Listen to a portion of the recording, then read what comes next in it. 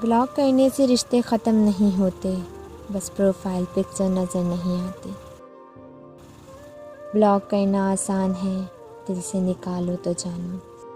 बहुत बुरा लगता है जब वही इंसान आपके सामने किसी और की तारीफ़ करके आपको बुरा बताता है, जिसको आप अपनी जान मानते हो। बहुत बुरा लगता है तब जब वो इंसान आपकी फीलिंग का मजाक बनाता है, जिसे आप सबसे ज़्यादा प्यार करते हैं।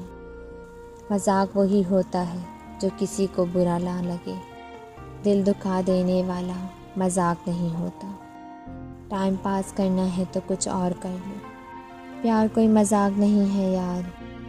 अपना किसी के रिप्लाई की खुशी और ना किसी के इग्नोर करने का गम। इस जालिम दुनिया में अकेले रहना सीख गए हम।